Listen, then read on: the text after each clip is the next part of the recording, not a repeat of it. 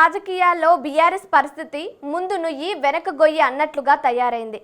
రాబోయే ఎన్నికల్లో ఆ పార్టీ మునుపెన్నడూ లేని విధంగా అత్యంత క్లిష్టమైన సవాళ్లను ఎదుర్కోబోతోంది. ఒకవైపు అధికార కాంగ్రెస్, మరోవైపు బీజేపీ నుంచి బలమైన ముప్పు పొంచి ఉండగానే సొంత ఇంటి నుంచే గులాబీ బాస్కు అతిపెద్ద రాజకీయ సంక్షోభం ఎదురైంది. కల్వకుంట్ల కుటుంబం నుంచి బయటకు వచ్చిన కవిత కొత్త పార్టీని ప్రకటించి సొంత తండ్రి పార్టీకే అతిపెద్ద డ్యామేజ్ చేయబోతున్నారు. ఇంతకీ కవిత బయట పెట్టబోయే బీఆర్ఎస్ అవినీతి రహస్యాలు ఆ పార్టీని ఏ స్థాయిలో దెబ్బతీయబోతున్నాయి? ఇలాంటి క్లిష్ట సమయంలో కేసీఆర్ ఇంకా ఫామ్ హౌస్కే పరిమితమైతే కారు పార్టీకి భవిష్యత్తు ఉంటుందా? Let's watch the story.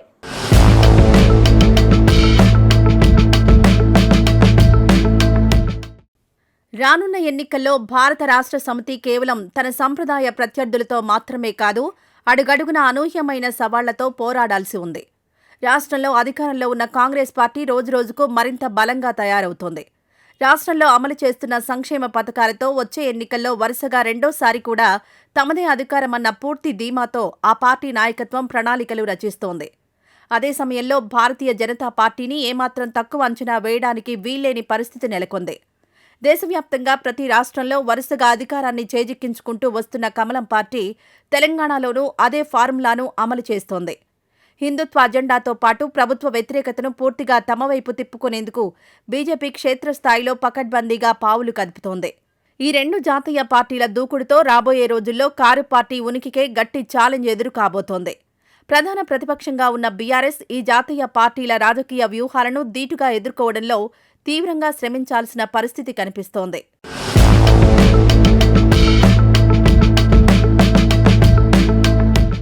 బీఆర్ఎస్కు బయటి ప్రత్యర్థుల కంటే ఇప్పుడు సొంత ఇంటి నుంచే ఊహించని రాజకీయ ఆపద ముంచుకొచ్చింది.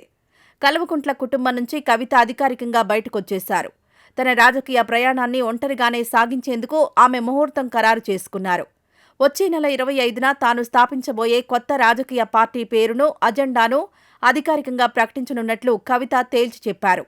దీంతో తెలంగాణ రాజకీయాల్లో సమీకరణాలు ఒక్కసారిగా మారిపోయాయి.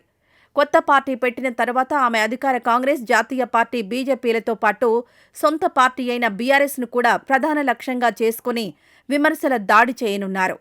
రాష్ట్రంలో గతంలో అధికారంలో ఉన్న బీఆర్ఎస్, ప్రస్తుతం అధికారంలో ఉన్న కాంగ్రెస్ పార్టీల వైఫల్యాలను ఆమె ప్రజల్లోకి బలంగా తీసుకువెళ్లనున్నారు. ముఖ్యంగా గులాబీ పార్టీలోని కుటుంబ ఆధిపత్యాన్ని, నిర్ణయాల వెనుక ఉన్న లోపాలను ఆమె ఎండగట్టేందుకు ఒక పక్కా పొలిటికల్ స్కెచ్ను సిద్ధం చేసుకున్నట్లు స్పష్టమవుతోంది.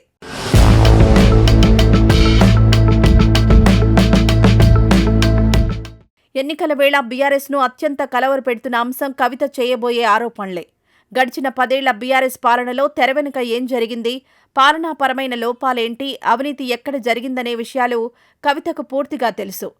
ఈ అవినీతి వ్యవహారాలను, పార్టీలోని డొల్లతనాన్ని ఎన్నికల వేదికల మీద ఆమె ఏకరువు పెడితే కారు పార్టీకి కోలుకోలేని డ్యామేజ్ జరుగుతుంది. కాంగ్రెస్, బీజేపీ నేతలు చేసే విమర్శల కంటే ఒకప్పుడు ఆ ప్రభుత్వంలో, ఆ కుటుంబంలో కీలకంగా ఉన్న కవిత చేసే విమర్శలే ప్రజల్లోకి అత్యంత వేగంగా, బలంగా చొచ్చుకుపోతాయి. ఆమె మాటలకు ప్రజల్లో విశ్వసనీయత ఉంటుంది. బీఆర్ఎస్ 10 ఏళ్ల పాలనలో జరిగిన చీకటి ఒప్పందాలను, ప్రజా వ్యతిరేక నిర్ణయాలను ఆమె సాక్ష్యాలతో సహా బయటపెట్టే అవకాశాలు మెండుగా ఉన్నాయి. ఈ అంతర్గత రహస్యాల బహిర్గతం అనేది రాబోయే ఎన్నికల్లో బీఆర్ఎస్ పార్టీని రాజకీయంగా ఉక్కిరిబిక్కిరి చేయనుంది. ప్రత్యర్థులు సంధించే అస్త్రాల కంటే సొంత బిడ్డ వదిలే ఈ రాజకీయ బాణాలు గులాబీ బాస్కు తీవ్ర నష్టాన్ని చేకూర్చబోతున్నాయి.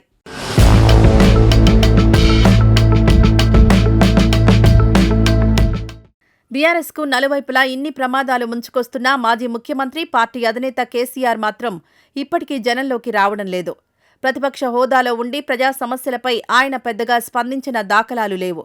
తీవ్రమైన రాజకీయ పరిణామాలు జరుగుతున్నా ఆయన ఎర్రవెల్లి ఫామ్ హౌస్ దాటి బయటకు రావడం లేదు. కేసీఆర్ అనుసరిస్తున్న ఈ మౌన వ్యూహం పార్టీ క్యాడర్ను తీవ్ర నైరాస్యంలోకి నెట్టేస్తోంది. గత 2 ఎన్నికల్లో తెలంగాణ రాష్ట్రాన్ని సాధించిన వ్యక్తిగా కేసీఆర్కున్న సెంటిమెంట్ ఇమేజ్ అద్భుతంగా పనిచేస్తుంది. కానీ రాబోయే ఎన్నికల నాటికి ఆ తెలంగాణ తెచ్చిన సెంటిమెంట్ ఏమాత్రం వర్కౌట్ కాదని రాజకీయ విశ్లేషకులు అంచనా వేస్తున్నారు. ఈసారి ఎన్నికల్లో ప్రజలు భావోద్వేగాల కంటే వాస్తవిక సమస్యల ఆధారంగానే ఓటు వేస్తారన్న చర్చ జరుగుతోంది. నిరుద్యోగం, వ్యవసాయం, స్థానిక సమస్యలే వచ్చే ఎన్నికల ఫలితాలను తీవ్రంగా ప్రభావితం చేస్తాయన్న చర్చ జరుగుతోంది. ఇలాంటి సమయంలో అధినేత ప్రజల పక్షాన నిలబడకుండా ఫామ్ హౌస్కు పరిమితమవ్వడం కారు పార్టీ పునాదులను మరింత బలహీనపరుస్తోంది.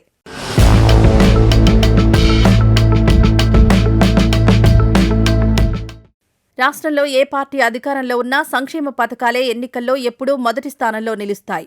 అభివృద్ధితో పాటు అధికార పార్టీపై సహజంగా వెలువడే ప్రభుత్వ వ్యతిరేకతను ప్రతిపక్షం సొమ్ము చేసుకోవాల్సి ఉంటుంది.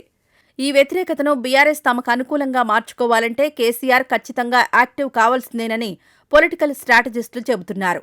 ప్రజల్లో ఉన్న అసంతృప్తికి ఒక గొంతుకగా మారినప్పుడు మాత్రమే ప్రతిపక్షంపై ప్రజలకు నమ్మకం కలుగుతుంది. ఇవన్నీ పక్కన పెట్టి తీరా ఎన్నికల షెడ్యూల్ వచ్చిన తర్వాత లేదా ఎన్నికల సమయానికి మాత్రమే కేసీఆర్ జనం ముందుకొస్తే అది పెద్దగా సత్ఫలితాలను ఇవ్వకపోవచ్చన్న చర్చ జరుగుతోంది. అప్పటికే ఆ ప్రభుత్వ వ్యతిరేకతను బీజేపీ కొత్తగా వచ్చే కవిత పార్టీ క్యాచ్ చేసే ప్రమాదం ఉంటుంది. ప్రతిపక్ష పాత్రను సమర్థవంతంగా పోషించడంలో విఫలమైతే రాబోయే ఎన్నికల్లో కారు పార్టీ గట్టెక్కడం దాదాపు అసాధ్యమే. మారుతున్న ఈ రాజకీయ సమీకరణాలతో కేసీఆర్ తన వ్యూహాలను మార్చుకుని తక్షణమే జనంలోకి రాకపోతే బీఆర్ఎస్కు గడ్డుకాలం తప్పదన్న టాక్ వినిపిస్తోంది. మరి ఈ విషయంలో ఏం జరుగుతుందో వేచి చూడాలి.